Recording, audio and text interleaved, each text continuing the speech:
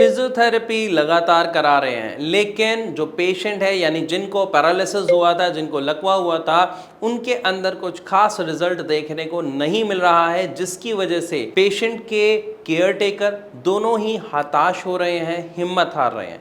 ऐसी सिचुएशन बहुत सारे पेशेंट्स में देखने को मिलती है।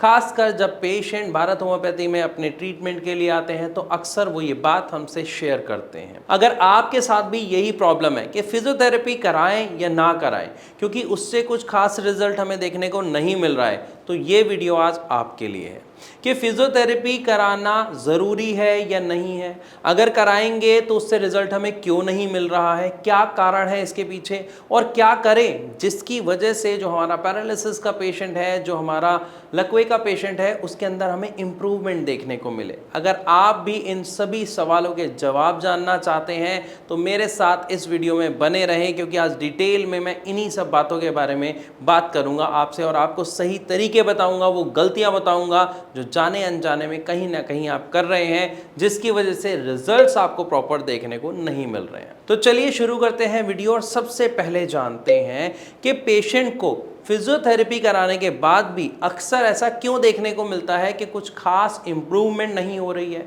कुछ खास रिजल्ट्स देखने को नहीं मिल रहे हैं। इसका सबसे बड़ा और सबसे पहला कारण होता है कि पेशेंट के एफर्ट्स सबसे कम होते हैं और फिजियोथेरेपिस्ट के एफर्ट्स काफ़ी ज़्यादा होते हैं। जब तक इन दोनों में बैलेंस नहीं होगा तब तक एक पेशेंट के अंदर जो इम्प्रूवमेंट है वो आपको खास देखने को नहीं मिलेगी।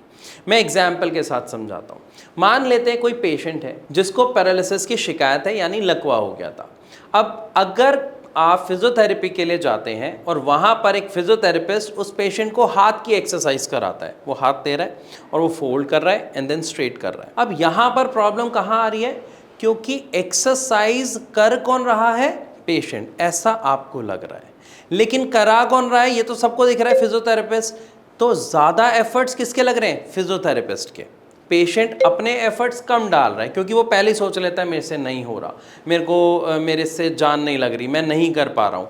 सबसे पहली चीज़, आप इस वीडियो को उस पेशेंट को ज़रूर दिखाओ, क्योंकि पेशेंट के लिए एक बात जानना, समझना, सीखना बहुत ज़रूरी है कि जब तक पेशेंट के एफर्ट्स नहीं बढ़ेंगे तब तक आपको फिजियोथेरेपी का या अगर आप घर पर भी एक्सरसाइज कर रहे हैं उसका रिजल्ट नहीं मिलेगा या काफ़ी कम देखने को मिलेगा। तो जो एक्सरसाइज एक फिजियोथेरेपिस्ट करा रहे हैं, 2 मिनट के लिए आप इसको समझें कि फिजियोथेरेपिस्ट कहेंगे नहीं, मैं आपको सपोर्ट करूंगा, लेकिन आपको अपना हाथ खुद से पुल करना है, खुद से ऊपर उठाना है, या मैं आपके हाथ को ऊपर उठा देता हूं, उसके बाद में धीरे धीरे सपोर्ट हटाऊंगा। आपको कोशिश करनी है कि जो आपका हाथ है वो एकदम झटके से नीचे नहीं आए, आपको उसे कंट्रोल करना है।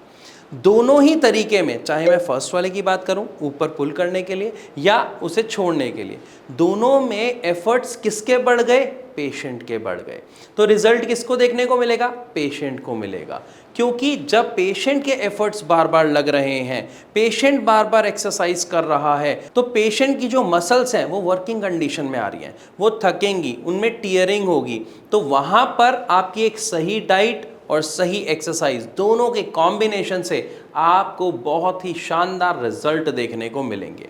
तो हमें सबसे पहले क्या करना है कि पेशेंट को ये इनिशिएट लेने के लिए सपोर्ट करना है, एनकरेज करना है कि वो अपनी एक्सरसाइज में खुद इनिशिएट करे, यानी खुद आगे बढ़कर भाग ले, डॉक्टर की हेल्प या फिजियोथेरेपिस्ट की हेल्प कम रखे, क्योंकि इससे उसको रिजल्ट मिलेगा। इसी तरीके से चाहे हम लेग की एक्सरसाइज की बात करें, हैंड की मूवमेंट की बात करें, चलने की बात करें, उसमें पेशेंट के एफर्ट्स अगर ज़्यादा होंगे तो हमें पेशेंट के अंदर इंप्रूवमेंट देखने को बहुत जल्दी और बहुत अच्छी दिखाई देगी। लेकिन अगर आप देख रहे हैं कि पेशेंट ने ये काम करना शुरू कर दिया, 15 दिन हो गए, 20 दिन हो गए, महीना हो गया, और फिर भी उसकी जो इंप्रूवमेंट है वो हो रही है, लेकिन पेशेंट काफ़ी थका हुआ महसूस कर रहा है, उसके अंदर आलस बढ़ रहा है, वो फिजियोथेरेपी के लिए जाने के लिए तैयार ही नहीं हो पाता है मेंटली, तो इसका एक और कारण होता है कि हम पेशेंट को एक्सरसाइज तो अच्छे से करा रहे हैं, पेशेंट भी इनिशिएट कर रहा है, लेकिन उसकी डाइट सही नहीं होने की वजह से जो हमारी बॉडी को न्यूट्रिशन मिलना चाहिए था वो नहीं मिल पा रहा, जिसकी वजह से बॉडी के अंदर पावर कम इकट्ठी हो रही है और पेशेंट जो है काफ़ी टायर्ड महसूस कर रहा है। आप 2 मिनट के लिए सोचिए कि जब हम खुद जिम जाते हैं, हम वर्कआउट करते हैं और अगर अपनी डाइट ठीक नहीं लेते तो क्या प्रॉब्लम आती है? पूरी बॉडी में पेन रहता है, हमारे एफर्ट्स नहीं लगते हैं, हम आलस फील करते हैं, हमें नींद आती है। तो यहीं पर अगर हम बात करें एक पैरालिसिस पेशेंट की, उसके साथ तो ये जो दिक्कत है कई गुना ज़्यादा बढ़ जाती है, क्योंकि एफर्ट्स तो वो कर रहे हैं लेकिन वो ठीक से खा नहीं पा रहे हैं, और जो खा रहे हैं अगर वो भी न्यूट्रिशन वैल्यू में कम है तो उनके अंदर जो पावर गैदर होगी वो काफ़ी कम लेवल में होगी। इसीलिए यहाँ पर डॉक्टर से आपको टाइम टू टाइम कंसल्ट करना, डाइट के अंदर इम्प्रूवमेंट करना बहुत ज़रूरी है। भारत होम्योपैथी के डॉक्टर्स अपने पेशेंट का खास तौर पर इस बात का ख्याल रखते हैं, वो अक्सर हफ्ते में 2 से 3 बार उनसे टच में रहते हैं, इवन पेशेंट उनसे टच में रह पाते हैं कि किस तरीके की हमें चेंजेस करने हैं, क्या डाइट रखनी है, किस तरीके की एक्सरसाइज करनी है, ताकि पेशेंट के अंदर जो इम्प्रूवमेंट है वो काफ़ी अच्छी देखने को मिल सके। साथ ही साथ पेशेंट का जो कॉन्फिडेंस है वो बढ़ सके, क्योंकि जब पेशेंट के अंदर इम्प्रूवमेंट आ रहा होता है तो वो नेगेटिव नहीं होता, वो पॉजिटिव होता है। पॉजिटिव होने के साथ साथ उसकी ठीक होने की इच्छा बढ़ जाती है, और इस बढ़ी हुई इच्छा से दवाई प्लस एक्सरसाइज का जो रिजल्ट है वो बहुत ही शानदार देखने को मिलता है। क्योंकि कहते हैं ना, जब भी हम किसी चीज़ को पॉजिटिव तरीके से करते हैं तो उसका रिजल्ट काफ़ी अच्छा मिलता है। इसीलिए एक पेशेंट के लिए सही ट्रीटमेंट, सही वर्कआउट, सही डाइट प्लान, इन तीनों चीज़ों का कॉम्बिनेशन होता है कि एक पैरालिसिस पेशेंट की जो इम्प्रूवमेंट है, उसके अंदर जो सुधार है वो कितनी जल्दी हम देख सकते हैं। लेकिन यहाँ पर एक बात का आपको और ख्याल रखना है कि जिस भी व्यक्ति को पैरालिसिस की समस्या हुई वो उसकी बॉडी में, उसके शरीर में दिक्कत नहीं हुई, वो दिक्कत कहाँ पे हुई? उसके दिमाग में हुई।